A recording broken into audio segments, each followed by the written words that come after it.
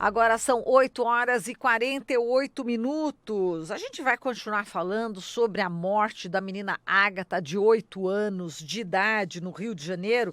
E a gente teve também uma outra menina, né? A Vitória Ferreira da Costa, de 11 anos de idade, que foi baleada, né?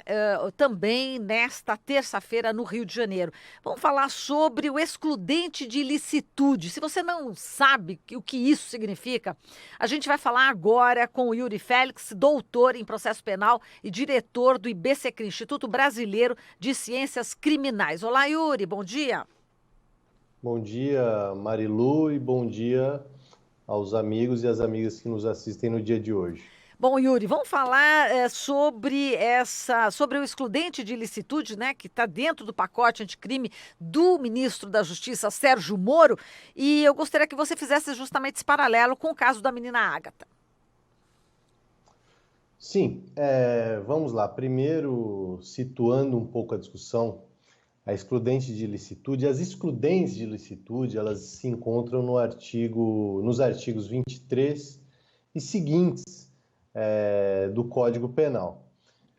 O que significa isso? Significa que, na prática, algumas pessoas cometerão alguns fatos que, inicialmente, a priori, esses fatos serão compreendidos como fatos criminosos, mas esses fatos, depois que são analisados, aquilo que a gente chama no caso concreto, depois que eles são analisados, chegamos à conclusão que aquele indivíduo estava sob o manto de uma excludente de ilicitude, ou seja, ele estava legalmente autorizado a cometer aquela conduta. É mais ou menos aquilo que a gente ouve no popular, do tipo, matou para não morrer, legítima defesa. Estado de necessidade, o indivíduo que furta algo para comer. Ele estava em estado de extrema necessidade e ele precisava cometer um crime de furto para se alimentar. Ou aquele indivíduo que estava num estrito cumprimento de um dever legal ou no exercício regular do direito, ou seja, o indivíduo que tem um superior hierárquico, isso acontece muito no ambiente militar. O indivíduo estava obedecendo ordens de um superior hierárquico e esse indivíduo não poderá ser responsabilizado por aquilo que ele venha cometer, cumprindo ordens. É claro que existe toda uma discussão se há uma ordem que era sabido que era ilegal ou se causava algum tipo de dúvida, ou seja, aquilo que acaba sendo analisado no caso concreto. Isso é o que a gente chama de exclusão de ilicitude, ou seja, o indivíduo comete o fato, mas esse fato, olhando em primeira mão, ele é um fato trazido no Código Penal, ele é um fato criminoso, porém, se nós olharmos o caso concreto, o indivíduo que faz algum tipo de tratamento e que precisa fazer uso do THC da maconha, por exemplo. Ele comete um fato trazido na lei de drogas, no artigo 28, de um consumo de maconha, de um consumo de droga. Alguns vão olhar e dizer, sim, ele cometeu, mas ele tem a necessidade de fazer este tratamento usando a substância do THC, ou seja, eu procurei dar alguns exemplos para aquelas pessoas que não são do direito compreenderem o que vem a ser essa excludente de ilicitude. E falando tudo isso, o que eu quero deixar claro é que essas excludentes de ilicitude não são inovações brasileiras ou conversa de nós, juristas, advogados, pessoas que estudam o direito penal brasileiro. Isso são institutos consagrados há mais de 100 anos, no direito penal alemão, por exemplo, em outros estatutos da Europa, dos Estados Unidos e em outros países.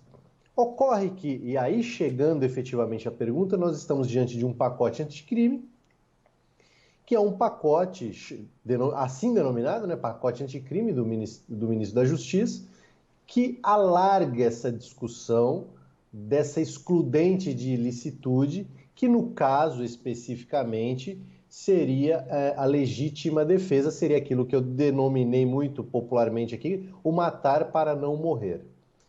Por certo, se nós olharmos o artigo 25 do Código Penal, e é muito tranquilo, entende-se em legítima defesa aquele que faz uso moderado de sua força para repelir uma injusta agressão.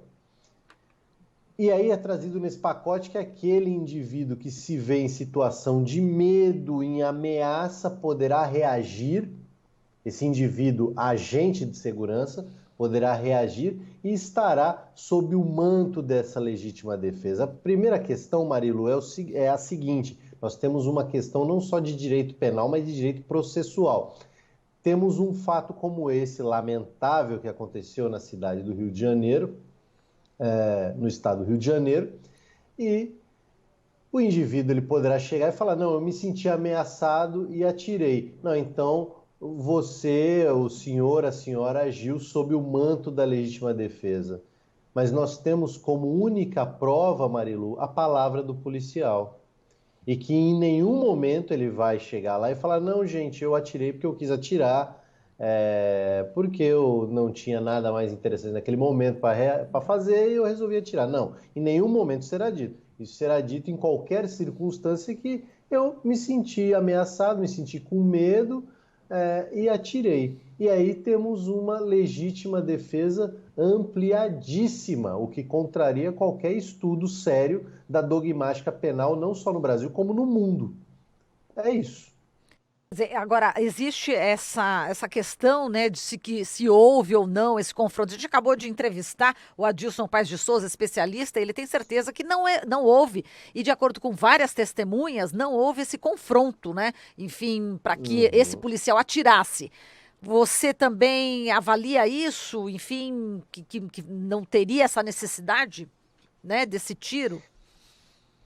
E que Assim, não foi essa nós temos situação? versões.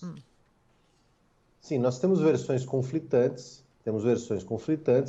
e aí nós já temos um primeiro problema. Temos uma versão de testemunhas e familiares que estavam no local dos fatos, então são efetivamente testemunhas, e temos a versão oficial da Polícia Militar, por intermédio do seu setor de comunicação, que obviamente o setor de comunicação não estava no local dos fatos. A primeira questão as testemunhas que estavam no local, por certo, possuem maior credibilidade. Ponto 1. Ponto 2 num país de democracia desenvolvida, o agente estatal ele tem a obrigação de demonstrar a licitude, de demonstrar que cometeu, que desenvolveu seus atos de forma dentro dos parâmetros legais, de forma escorreita, de forma dentro da regra, efetivamente, do jogo democrático. Então, digamos assim, numa democracia desenvolvida, aquele indivíduo que representa o Estado, no caso policial, ele tem o dever de provar que a sua conduta foi dentro da lei. Tudo que foi demonstrado até o momento, por intermédio das versões de testemunhas, não fica demonstrado a troca de tiro, o confronto, nada disso ficou demonstrado até o momento. E o que, inclusive, eu vi uma parte da fala do tenente Adilson, e fica lamentável. Nós temos um fato, as armas são apreendidas não naquele momento, mas sim dias depois, para um confronto balístico. As armas que foram apreendidas, será que foram as armas efetivamente utilizadas neste dia e hora, no local dos fatos? Então isso é lamentável, e daquilo que ficou demonstrado até o momento, não é possível verificar nenhum tipo de confronto, e sim um tiro assodado, um tiro fora das regras aí da atuação policial.